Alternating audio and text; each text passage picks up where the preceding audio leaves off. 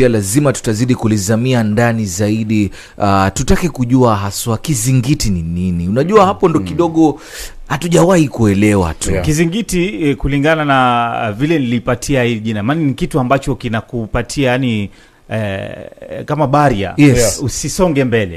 Haya ni maisha ya mtoto, umeyakatisha.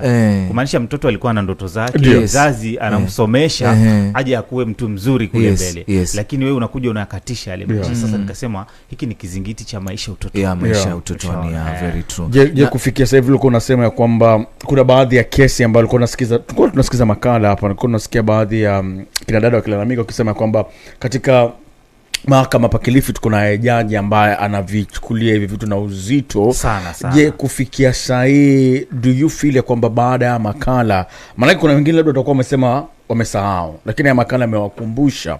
Je, tunaona kwamba usoni ama mbele baada ili jambo limefanyika kutakuwa na upungufu haya mambo, ni funzo? Maana kama tunajua tayari tuko na jaji mkali, makala haya yamekuja pia ni makali. Je, atapunguza makali ya vitendo kama hivi ama lengo kuu ni gani mwisho wa siku? Lengo ni kuhamasisha jamii kwamba hivi visa viko na vikifanyika kuna hatua za kisheria ambazo zinachukuliwa. Lakini pia kuna mashirika ambayo huwa yako pale kuhamasisha.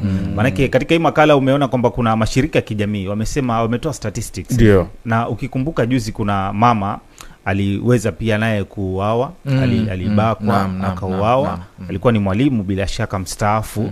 Sasa unaona ni mambo ambayo yanaendelea kutokea. Sisi kama chombo cha habari tunayaangazia, lakini pia jamii pia inafaa kuwa ifahamu kwamba haya ni mambo ambayo hayafai. Mashirika ya kijamii yanaingilia pale katikati, idara ya usalama inaingilia pale katikati. So ni jukumu letu pamoja tuweze kushikana kuvikemea visa kama hivi. Sasa makala imeenda hewani, tumetekeleza jukumu letu. Kule nje pia mashirika kijamii bila shaka yatabeba pale ambapo yanaweza, idara ya mahakama, idara ya polisi, na bila shaka kutakuwa na mabadiliko. Na nafikiri Jira, kama itawezekana tukimalizia tuwe na awamu ya pili. Sasa tujue hawa wanaume ambao wanavutiwa na mtoto mdogo kiasi hiki ni nini, as in what is going on Jira? Ni nini ambao itakufanya wewe mtu mzima uvutiwe na mtoto wa miaka 13, miaka 10 mbake mpaka au apoteze maisha yake Jira?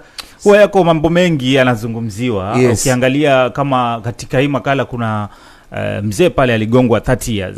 Yule mzee katika testimony yake inasemekana alikuwa mlevi. Unaona sasa kuna mambo ya ulevi. Kuna wengine wanasema ni cult.